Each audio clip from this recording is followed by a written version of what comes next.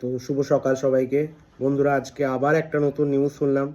দেখে তো আমি খুব অবাক হয়ে গেলাম যে আমাদের দেশে শিক্ষা দীক্ষার হার এমনিতেই তলানিতে চলে গেছে, তার উপর যে জিনিসগুলো হতে চলেছে বা হচ্ছে কন্টিনিউয়াসলি, সেগুলো দেখে তো কথা বলতেই হয়।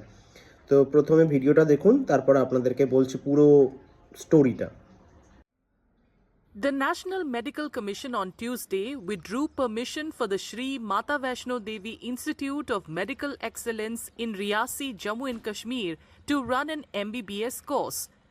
The permission was withdrawn citing a failure to meet minimum standards after a surprise inspection on January 2nd. The Commission has assured that all students of the 2025-26 batch will be accommodated in other recognized medical colleges in the Union Territory. The decision, taken just months after the college began, has left students and faculty uncertain about their future. बच्चे हैं हम, लेकिन हम भी देखते हैं बाकी medical colleges की क्या हालत है। हमारे यहाँ पे सुविधाएं हर तरह की अवेलेबल थी। यहाँ पे 4 कैडेवर्स थे, शायद बाकी मेडिकल कॉलेज में, बड़े बड़े मेडिकल कॉलेज में एक भी कैडेवर नहीं है।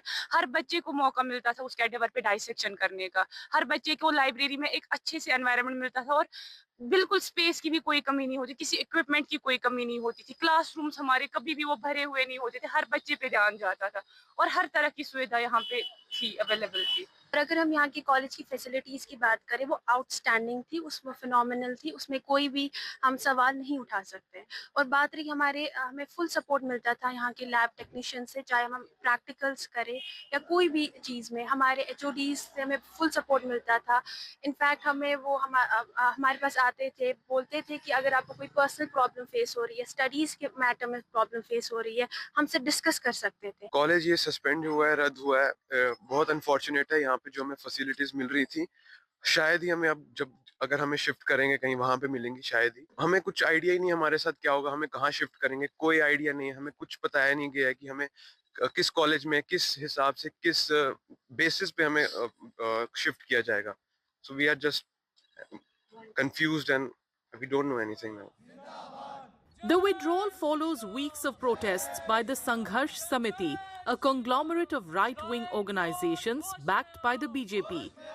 The Sangharsh Samiti was demanding the cancellation of admissions to 42 Muslim students from Kashmir, 7 Hindus and 1 Sikh candidate in the current batch.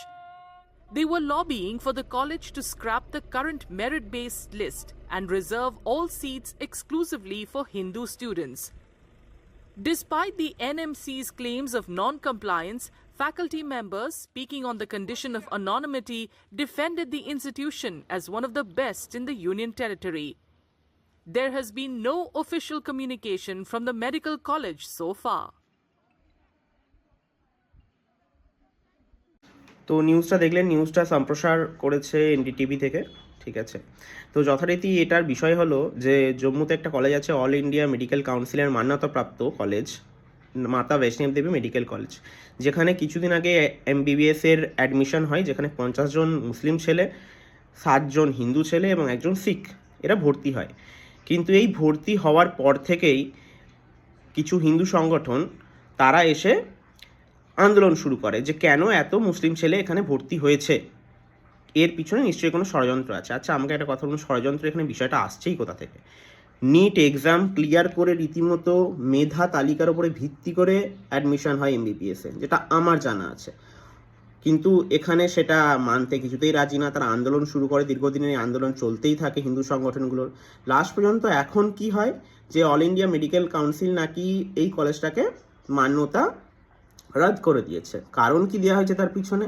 যে মেডিকেল কলেজের ফেসিলিটিটা ভালো নেই, এখানে রোগী যথারীতি নেই, কলেজে পঠন পাঠন পড়ানোর মতো উপযুক্ত পরিবেশ নেই। তা আমার কাছে একটা জিনিস ক্লিয়ার না যে এই যে জিনিসটা এখন অজুহাতটা দেওয়া হলো, এটা কি কলেজটাকে মান্যতা দেওয়ার আগে এটা যাচাই করা হয়নি? যাই হোক, ক্ষতিটা হলো কাদের? ঠিক আছে, মেডিকেল কাউন্সিল তো বললো যে হ্যাঁ, যে সমস্ত ছেলেরা ওখানে পড়াশোনা করছে তাদেরকে অন্য জায়গায় স্থানান্তরিত করে দেওয়া হবে, যারা মেডিকেলে চান্স পেয়েছিল। ক্ষতিটা কাদের হলো? একটা মেডিকেল কলেজ সেটা বন্ধ হয়ে গেল, আর কিছুই না। যারা পড়াশোনা করার তারা যেখানেই থাকবে তারা ঠিক পড়াশোনা করে নেবে, ঠিক আছে। এখানে সমাজকে বুঝতে হবে যে আমাদেরকে সব থেকে আগে প্রায়োরিটি হচ্ছে শিক্ষা দীক্ষা। কিন্তু এই সমস্ত আন্দোলন করে যে আমরা নিজেদের ক্ষতিটাই করছি, সেইটা তো আমরা বুঝতে পারছি না।